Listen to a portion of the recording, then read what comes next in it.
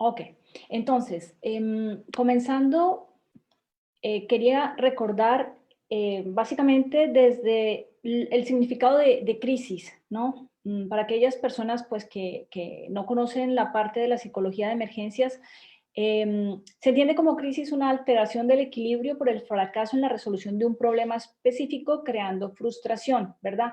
Em, Debido también a la desorganización, la desesperanza, tristeza, confusión y pánico que la no resolución de este problema puede conllevar en una persona. Solo que aquí hay que tener en cuenta que las crisis no necesariamente son las de vida, ¿no? Que son las que los psicólogos estamos actualmente acostumbrados a intervenir. Estamos hablando de una emergencia, la del COVID-19. Dentro de esta crisis vemos que la emergencia se convirtió en una situación que fue imprevista, de carácter intenso, inevitable y amenazante para la vida de las personas. Entonces, estamos entrando en un campo nuevo de acción que es el de la psicología de emergencias y cómo la psicología de emergencias entra en competencia a intervenir sobre el COVID-19. ¿Qué es una emergencia? Una emergencia es cuando una persona ve, su vida corre peligro, ¿no? Hay un riesgo de muerte y entonces consideramos a esto una emergencia.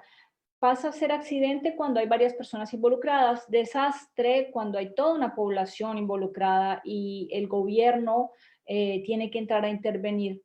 Y una catástrofe es aquella en donde un gobierno, por ejemplo, de un país, no puede ella sola intervenir, ¿no? Una catástrofe, por ejemplo, como la de Haití y, por ejemplo, el COVID en este momento se convierte en una catástrofe porque, digamos que de cierta manera se le salió de las manos a una pequeña población el control de esta situación y se convirtió en una pandemia.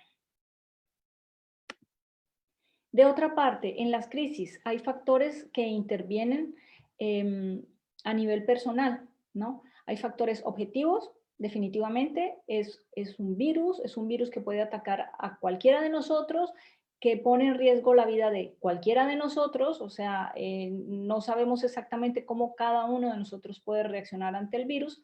Hay unos factores de personalidad, la edad, si somos niños, si somos personas de la tercera edad, si somos personas adultas, cómo nos afecta, ¿no?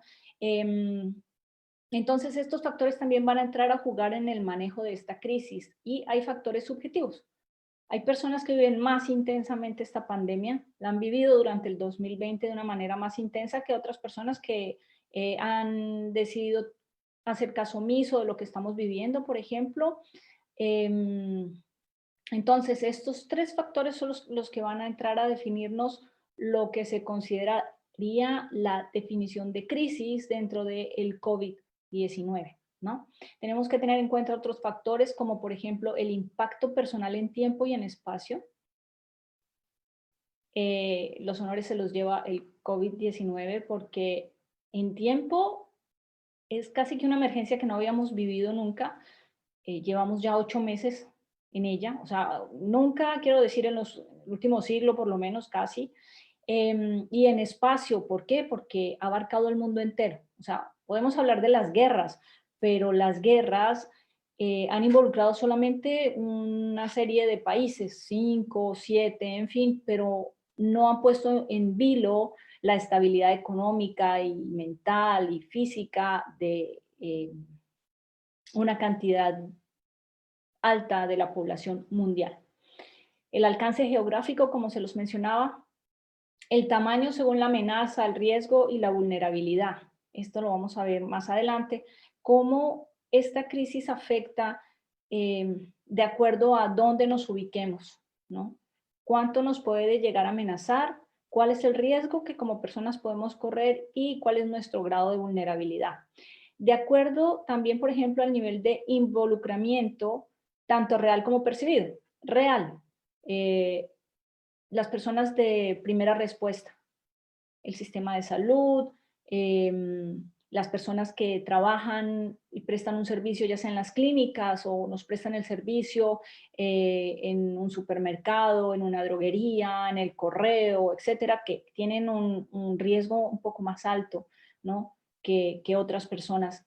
E igualmente el riesgo percibido, como ya les mencionaba, cuánto pensamos nosotros que nos afecta esta emergencia por COVID.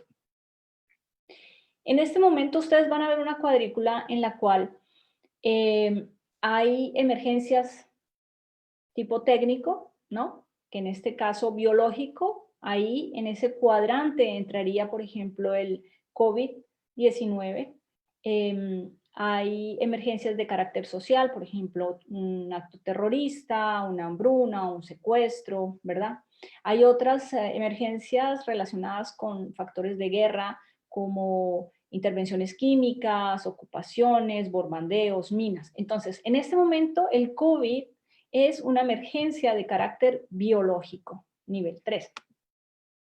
Factores de riesgo: la amenaza, vulnerabilidad, los recursos con los que contamos y las líneas de acción que, por ejemplo, han generado los gobiernos, ¿no? Entonces, si no se hubieran generado líneas de acción particulares, pues el riesgo hubiera sido mucho más alto de lo que ya hemos tenido que vivir, ¿verdad?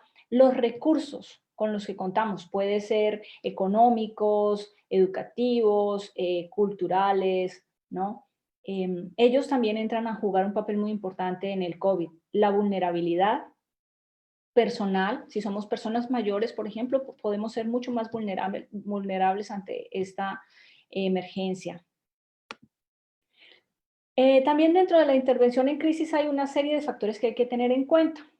Por ejemplo, el tipo, ya habíamos dicho que es biológico, la magnitud es a nivel mundial, la proximidad la tenemos a 2 metros de distancia, el grado de exposición, ¿no?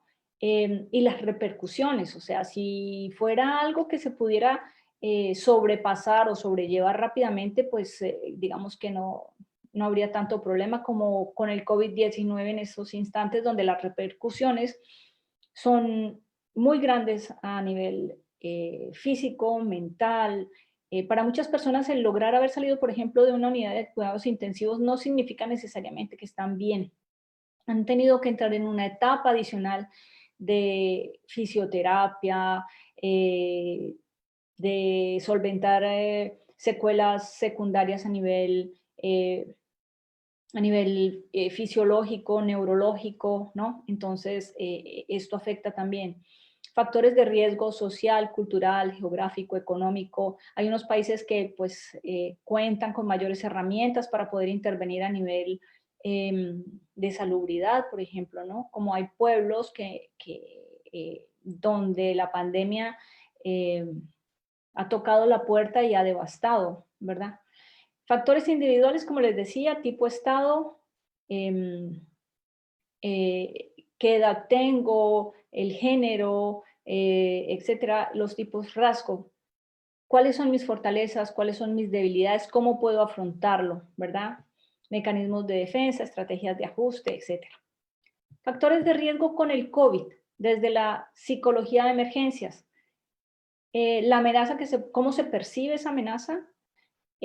Cómo nos apropiamos, cómo la afrontamos o cómo nos abandonamos ante la epidemia, la evaluación catastrófica que hacemos del evento, ¿no? Como les decía, la percepción que tenemos del mismo. La red social es muy importante en cualquier emergencia y en esta no es ajena. Por ejemplo, muchas personas que son migrantes o desplazadas o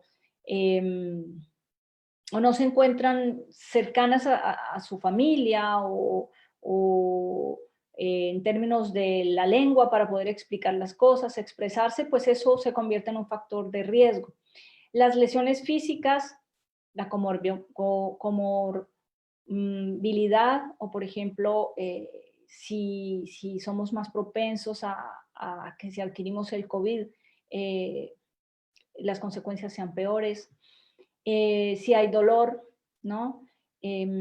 La autoatribución, por ejemplo, si llegamos a enfermarnos y podemos enfermar a los nuestros y los nuestros pueden ponerse más graves, o nosotros mismos, ¿no? El hecho de autoculparnos y sentir vergüenza por ello, el estrés psicológico existente.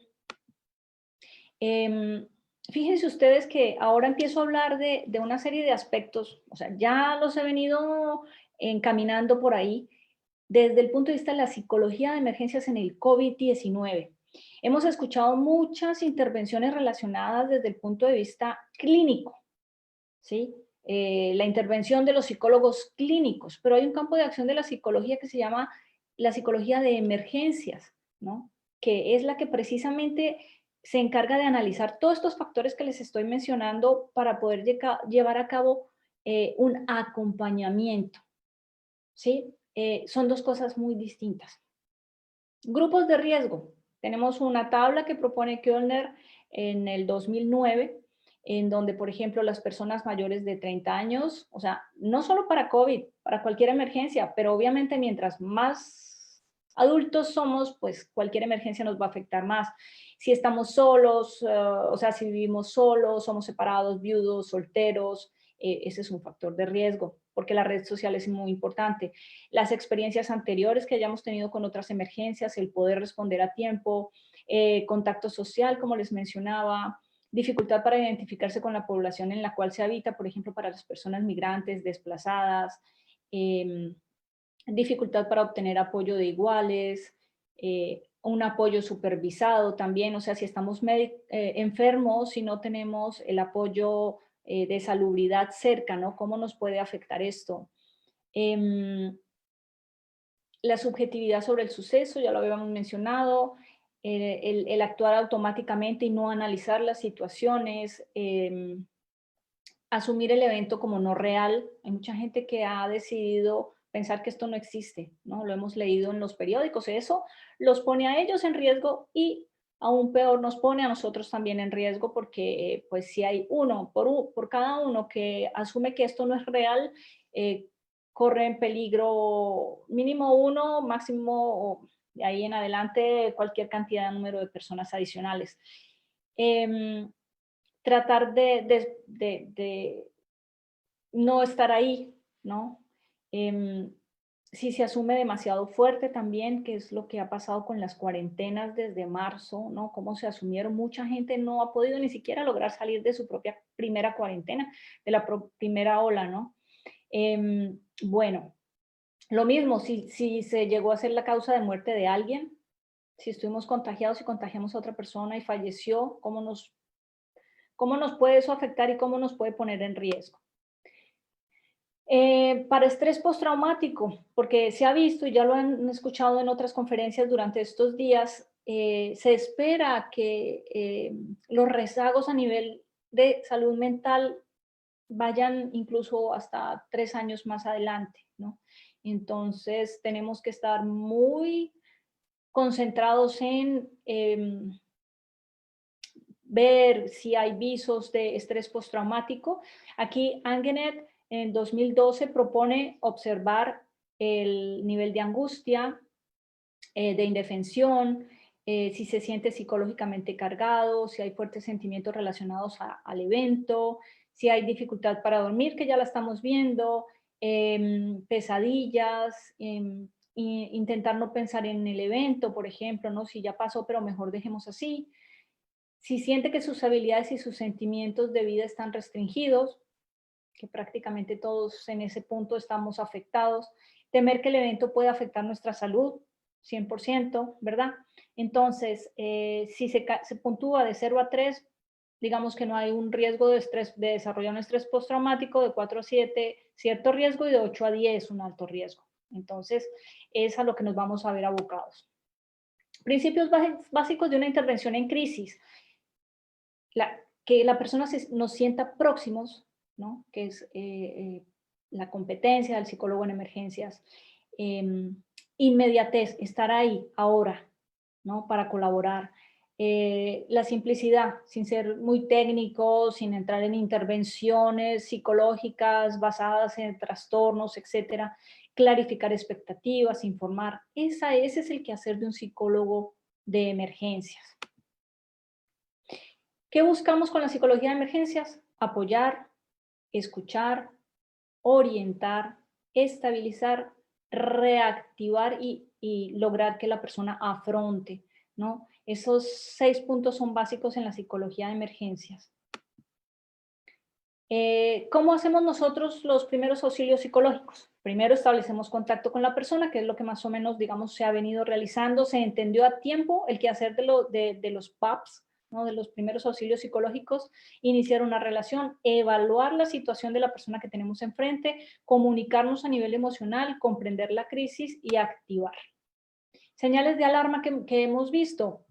A nivel psicológico, irritabilidad, mal humor, ansiedad especialmente, agresividad, frustración, desconfianza. A nivel fisiológico, fatiga, dolores musculares, dolores gastrointestinales, problemas de sueño, de alimentación, o estamos comiendo demasiado o demasiado poco, sentirnos cansados, ¿no?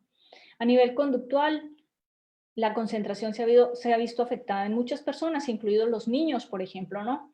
Dificultad para trabajar, aislarse, ¿no? Hay gente que ha decidido aislarse para pues, mantenerse con salud, llevar a cabo comportamientos heroicos imprudentes o el consumo de sustancias. Tan sencillo como hablar del alcohol. La venta de alcohol ha aumentado este año bastante en comparación a otros años. ¿Qué nos predispone en factores de riesgo ante esta emergencia y ante cualquier otra, pero digamos hablando específicamente del COVID? Haber tenido contacto con dolor extremo, las personas que ya han perdido familiares, ¿no? El grado de vulnerabilidad, como les mencionaba, las muertes inesperadas, ¿no? Nosotros ya pensábamos que, según la teoría del hedonista, la muerte no se mencionaba más, ¿no? La calidad de vida iba hasta los 85, etcétera, pero resulta que estas muertes inesperadas nos están afectando, nos están poniendo en una situación difícil. La conciencia de vida para muchos de nosotros, especialmente en Latinoamérica, la conciencia de vida es muy importante, pues porque nos ha tocado vivir de todo, ¿no? Entonces, esto también nos predispone. Y la conciencia de daño, ¿no? En este caso, hablando de muerte precisamente. Preguntas que nos debemos hacer: ¿qué cantidad de tiempo durará este evento? ¿Cuándo intervenir? ¿Quién es la víctima? ¿Quién necesita ayuda? ¿Quién más puede necesitar ayuda? Ahora vamos a ver algunos colectivos. ¿Cuáles serían los logros y a qué nivel? ¿Qué buscamos? ¿Qué grupos y quiénes deberían intervenir? ¿Y cuál intervención es la más efectiva? Para ello, les voy a contar rápidamente un programa que realizamos en Colombia en el mes de marzo. Lo realicé con el doctor Diego Castrillón. Él es doctor en psicología clínica y desde el punto de vista de las emergencias, por un lado, y de la psicología clínica, por el otro, decidimos crear un programa de intervención inmediata, porque se veía venir pues todo lo que nos acaeció. Con el apoyo del Sindicato de Psicólogos y Psicólogas de Colombia y la Asociación Interamericana de Psicología, creamos un protocolo de intervención y un grupo de apoyo y capacitamos 400 psicólogos para intervenir en Latinoamérica en resolución de problemas, relajación, afrontamiento, búsqueda de solución a variables ansiógenas y búsqueda de estrategias adaptativas, partiendo de, en primera instancia, la intervención psicológica en emergencias y en segunda, de acuerdo a la valoración, ver si se necesitaba un apoyo digamos, clínico, una remisión, etcétera. Encontramos 63% de personas mostraban rasgos ansiosos, 30% depresivos, 18% problemas familiares, 13% de separación afectiva, 10% otros, agresiones sexuales, consumo de sustancias, trastorno antisocial, problemas por COVID-19. Algunas personas que nos consultaron presentaban pues cierto grado de autismo, bipolaridad, ¿no? Problemas de afrontamiento. Este programa fue a su vez replicado en países como Honduras, Guatemala, Brasil y pues lógicamente Colombia. Aquí encuentran ustedes el protocolo. ¿Qué buscábamos en principio? La información básica, el consentimiento informado, llevar a cabo el consentimiento, el triage psicológico, que ahora lo vamos a mencionar. De una parte tenemos la atención en emergencias, y de la otra la atención clínica, basados en que crear la alianza terapéutica, la valoración de pertinencia en atención y análisis de esa situación, posible aplicación de algún instrumento sobre ansiedad, depresión, etcétera, proceso de escucha, sistematización de la información, ¿no? Y ahí se determinaba si se debía realizar un acompañamiento en emergencias, desde la psicología de emergencias, o un asesoramiento, o si se debía llevar a cabo un asesoramiento psicológico centrado en la disminución de síntomas, para el cual existía toda una red en donde se remitía a un psicólogo clínico si no podía tener ese apoyo de manera presencial y se tenían todos los números de emergencias, etcétera, para poder llevar a cabo este apoyo. Ahora, en fase aguda, desde la psicología de emergencias, ¿qué buscamos? Movilizar las habilidades de afrontamiento, estrategias y apoyo social orientado a las necesidades, recursos y tareas bajo 5 elementos: seguridad, tranquilidad, autoeficacia, conectividad y orientación al futuro. Basados en un aquí y una ahora, claramente. Principios básicos. La estructura ayuda contra el caos. La tranquilidad y la seguridad ayudan contra la angustia. Desacelerar ayuda contra la sobreexcitación. Los hechos ayudan contra la inundación de emociones. Informar ayuda contra la desorientación. Y actuar ayuda contra la pérdida de control y la impotencia. Entonces, estos 6 principios básicos hay que tenerlos muy en cuenta a la hora de hacer un acompañamiento desde la psicología de emergencias. Dentro del proceso, la idea es confrontar este trauma, desarrollar fortalezas, activar los recursos y regular las emociones. Según Hausmann, en el 2016, que ha escrito un libro sobre intervención en psicología de emergencias en alemán, la meta es superar el estado de excepción y retornar a la vida normal. ¿Qué significa normalizar? O sea, no retornar a la vida normal, como mencionaba hace un segundo, sino la normalización desde la psicología de emergencias. Primero, entender que todo lo que las personas están viviendo, y fíjense que en su mayoría presentaban un alto grado, incluso lo mencionaban el día de ayer desde el Colegio de Psicólogos de España, la ansiedad, la depresión, ¿no? Desde el punto de vista de la psicología de emergencias y no del clínico, es entender que estos son reacciones normales ante un evento que estamos viviendo de carácter anormal. Segundo, que muchas personas están viviendo estas mismas reacciones. No somos los únicos que estamos viviendo todo este proceso. Tercero, las reacciones cesarán de nuevo solas cuando esta emergencia pase. Y cuarto, la persona misma está en capacidad de acelerar su propio proceso de confrontación del evento. En una primera intervención buscamos calmar, aliviar, aumentar el control y la autoeficacia, promover el contacto, fortalecer la esperanza y orientar al futuro, como ya lo habíamos mencionado. En las siguientes, validar el sufrimiento, modificar actitudes, activar, transferencia de información psicoactiva, manejo de estrés, promoción de estrategias, resolución de problemas. Dentro del programa que les mencionamos que les mencioné que desarrollamos en Colombia, encontramos o desarrollamos según las sesiones, máximo un número de 5 sesiones. En la primera ya se los mencioné, y en la segunda, por ejemplo, respiración diafragmática, organización jerárquica de las preocupaciones asociadas a esta crisis, el manejo de las mismas, desarrollo de habilidades en regulación de emociones, relajación, estrategias de autocontrol, ideas de infra o sobrevaloración y proporcionar información. Ustedes saben que la información es el mejor ansiolítico. En la sesión 3, controlar la irritabilidad, interpretaciones realistas, estilos y estrategias de afrontamiento, otra vez respiración, relajación, reenfoque, creencias irracionales, personalización.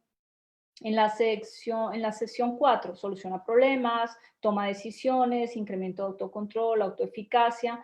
Y en la quinta, evaluación, análisis, avances, metas, cierre y claramente pues mencionarle a las personas cómo puede llegar a generarse recaídas, ¿no? Situaciones particulares que vivimos desde la psicología de las emergencias en el COVID. Trabajo con niños, ¿no? Maltrato intrafamiliar, la intervención con personas de otras culturas, disculpen, el trabajo con personas mayores, el tener que informar fallecimientos, el dar malas noticias, si ha habido muertes de niños, porque las ha habido, cómo intervenir en ideación suicida, urgencias psiquiátricas, manejo o acompañamiento de los equipos de intervención, capacitación de los mismos, ¿no? Entonces, todos estos son, digamos que grupos de acción que se tuvieron en cuenta y que se deben seguir teniendo en cuenta mientras la epidemia siga con nosotros, ¿no? ¿Qué ayuda? Una personalidad resiliente, una buena autoestima, una buena autoeficacia, el ser optimista, el mantenerse motivado, el saber manejar la resistencia, el aumentar o activar nuestra red social y nuestras habilidades emocionales. Errores. Cuando pues viene mucha gente a intervenir y no tienen mucho conocimiento sobre la intervención en emergencias, proporcionar información inadecuada, mostrar impaciencia, ¿no? Utilizar frases vacías como no se preocupe, no le va a pasar nada, usted no está dentro de la de riesgo, ¿no? Eso son frases vacías y a veces contraproducentes también. Utilizar terminología técnica, que muchas veces le pasa a muchos psicólogos especializados en otras áreas. Hablar mucho, frenar emociones, ignorar las reacciones, dejar solo, ¿no? Sobre todo cuando hablábamos de telepsicología, abandonar a la persona que tenemos al otro lado, al afectado, ¿no? Dejarlo solo, no se sabe si, o sea, hay que mirar muy bien qué tan conveniente es cada vez que cortamos la videollamada, por ejemplo. Básicamente, si existe la posibilidad de un apoyo presencial, pues es ideal, ¿no? Más que medios tecnológicos, sobre todo cuando hablamos ya de intervención, de una derivación clínica. Esto es un momento muy específico, pero no todos los trastornos están dados para poderse intervenir desde la telepsicología, entonces esto es algo que tendremos que analizar muy a fondo más adelante. En el manejo de emociones, distanciarse e intentar generar tranquilidad, concretizar hechos, normalizar reacciones, enfatizar medidas, determinar el siguiente paso a realizar, no trabajar culpabilidad, porque esto no es terapia, es acompañamiento. Dirigir un comportamiento positivo, aliviar y aliviar a los suyos, redirigir las tareas actuales, promover el entender la situación con cuidado, tranquilidad y confianza. En el afrontamiento, cada involucrado debe tomarse el tiempo necesario, retomar un ritmo de vida diario, ponerse pequeñas metas, intentar dormir y comer sanamente, realizar actividades corporales, apoyarse en familiares y en su red social, tomar un tiempo personal, involucrarse en otras actividades. Con niños y adolescentes, básico, generarles un espacio seguro, escucharlos, hablar con ellos, jugar con ellos, aprovechar que los tenemos pues una mayor cantidad de tiempo con nosotros, hablar sobre las reacciones, porque muchas veces nos olvidamos de ellos y solo les decimos, sí, es que hay que hacer eso porque sí, y pues no. A ellos también necesitan explicaciones, como mencionaba en otra conferencia, en marzo les dijimos, no pueden salir porque allá hay un monstruo más o menos allá afuera, ¿no? Y después les dijimos, sí, sal, pero de todas maneras ten cuidado con el monstruo, ¿no? Entonces, pues, ¿cómo analiza eso un niño, no? Entonces, hablar con ellos de sus reacciones, no importa en qué ola estemos, cada ola trae lo suyo, entonces es bueno hablar con ellos y acompañarlos porque muchas cosas no las entienden. Mantener las rutinas anteriores, hablar sobre lo que estamos viviendo y lo que está ocurriendo de manera sincera, clara y estructurada. Con las personas mayores, observar sus reacciones según su experiencia, ¿no?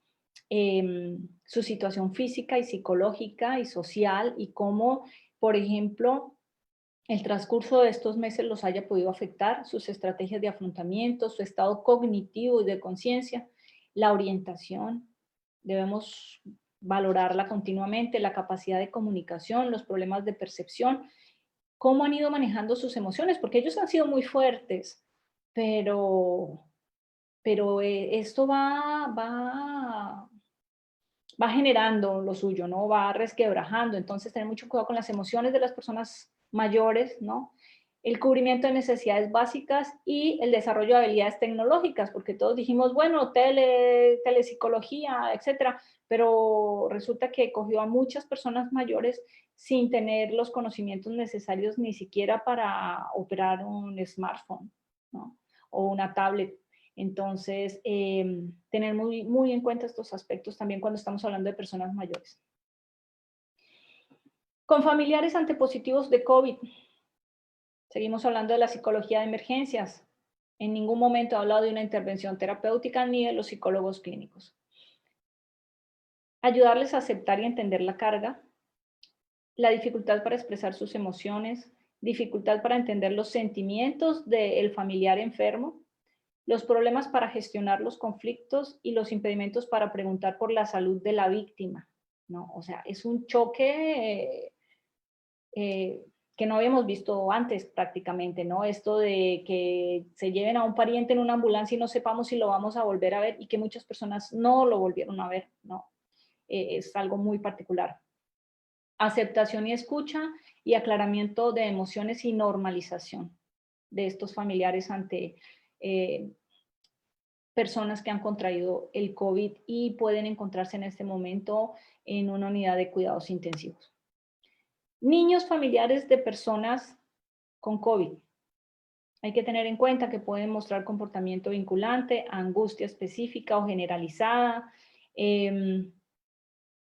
angustiosas preguntas sobre el suceso, saber cómo respondérselas, pueden tener pesadillas, sentimientos de culpa irracionales, o sea, el niño no entiende, él puede pensar que si no veía ningún enfermo alrededor y como han escuchado que ellos pueden ser muy asintomáticos, que pudo haber sido él quien lo enfermó y quien le va a quitar la vida a su pariente, ¿no? Entonces, tener mucho cuidado con todas esas culpas irracionales, disminución del rendimiento, apatía, eh, pueden mentir, síntomas regresivos, retirada social, bajo control de impulsos, o sea, la intervención con niños, el acompañamiento a los niños es muy importante, tanto de parte de nosotros como psicólogos, como de los familiares de los niños.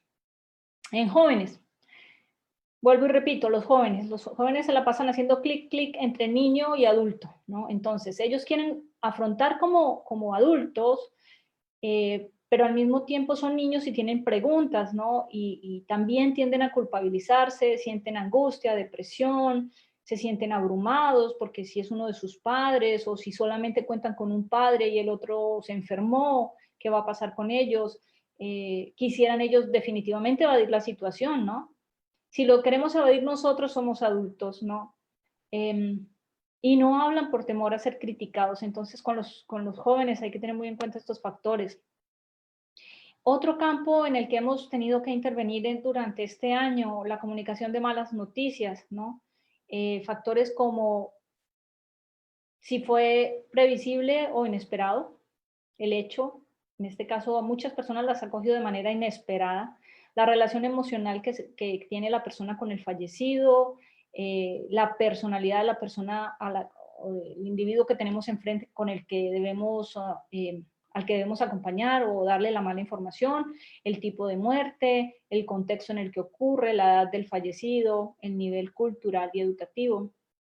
Entonces, dentro de la psicología de emergencias es muy importante saber cómo comunicar estas malas noticias, no dar falsas esperanzas, no minimizar, no hacer juicios de valor, no trabajar o anexar contenidos emocionales. Psicóloga, 10 minutos más y comenzamos con la ronda de Sí. preguntas.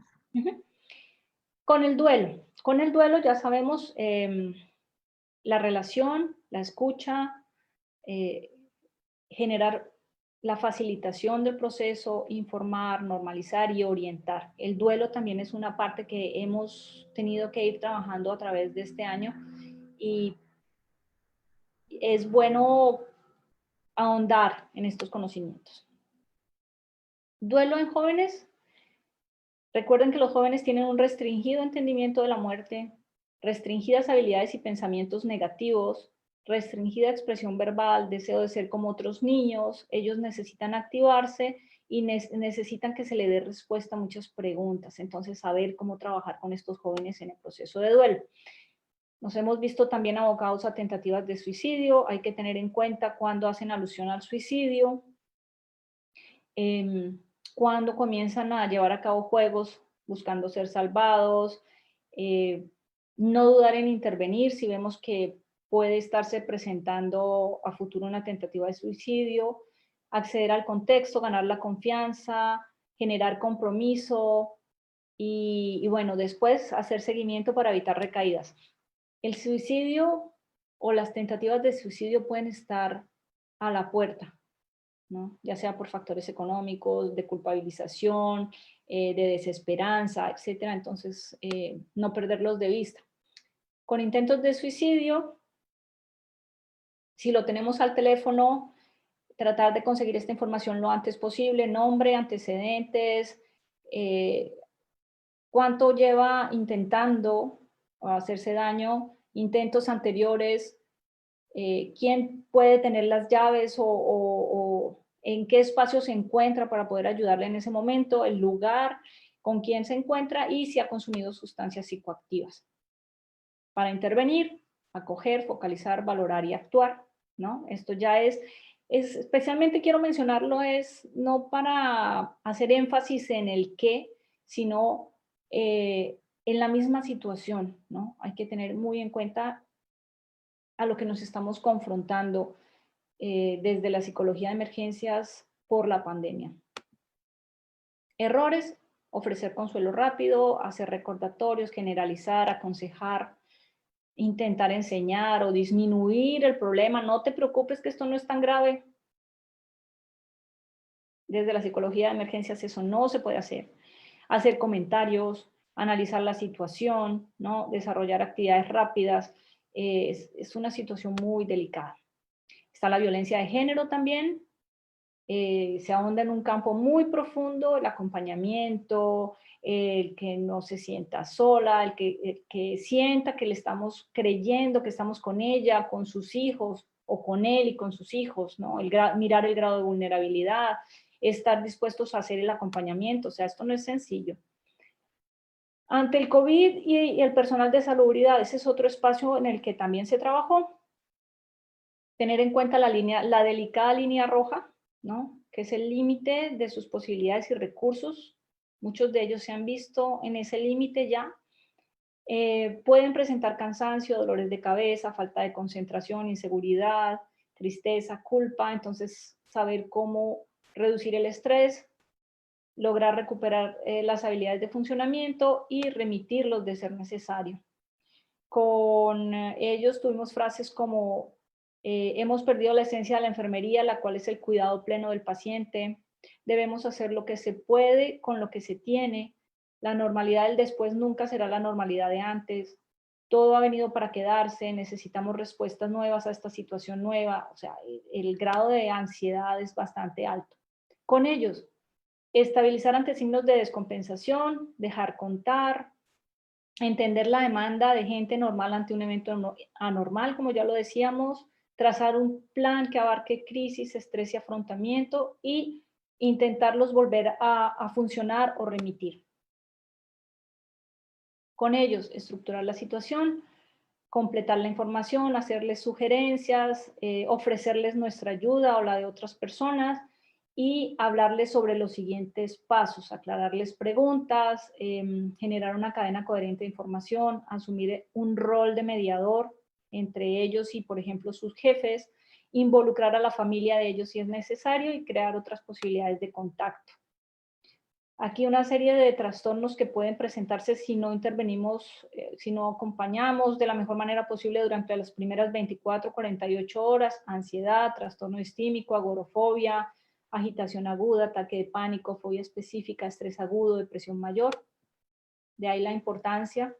Con el personal de salubridad, saber realizar un diffusing, en donde trabajamos sobre todo en las primeras 24 horas, informar, minimizar reacciones, potenciar sus redes sociales, reforzar afrontamiento. Con debriefing de 48 a 72 horas, relatar los hechos, relatar pensamientos, relatar emociones, formular, reforzar y hacer cierres. Defusing y debriefing, muy importante para trabajar con personal de salud. Pautas de autocuidado para todos en general.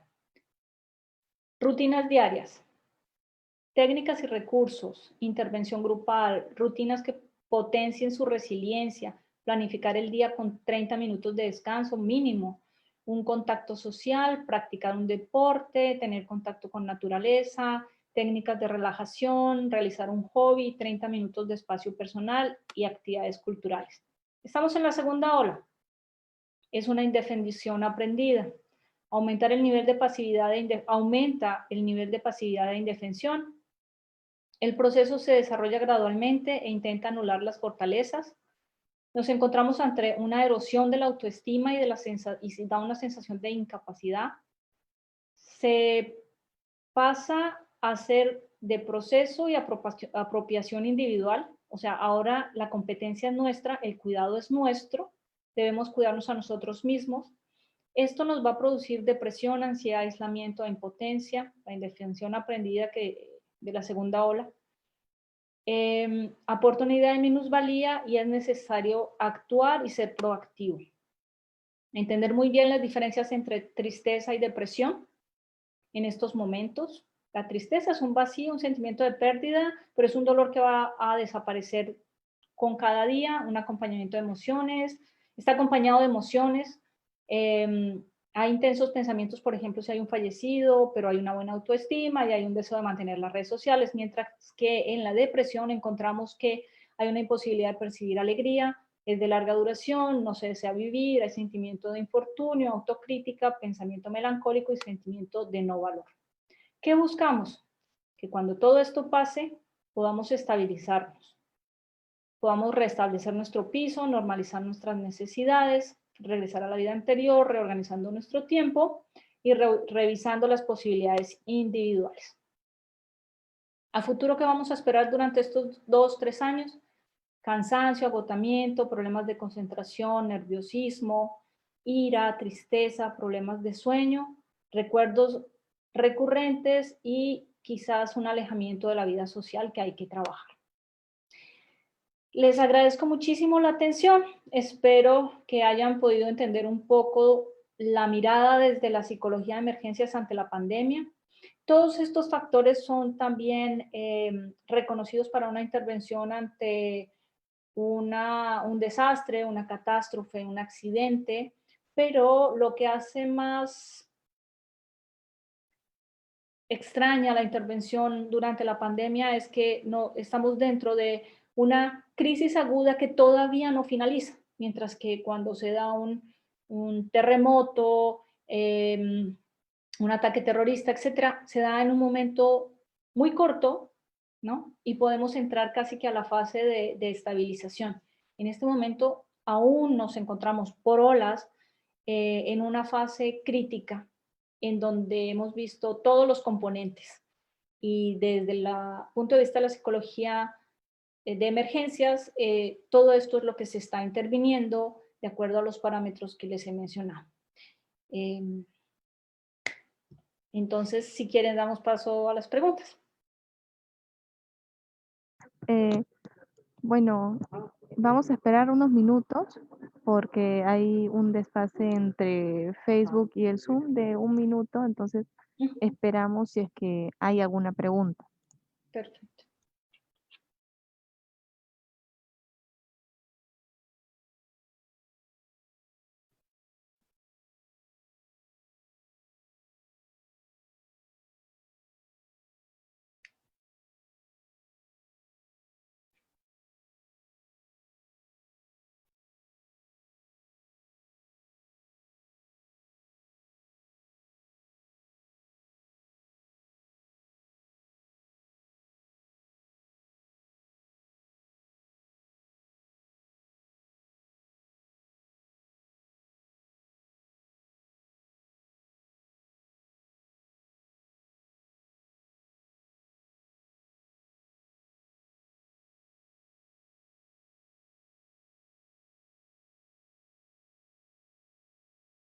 Eh, sí, tenemos una pregunta por Ujú. parte de Víctor Hugo.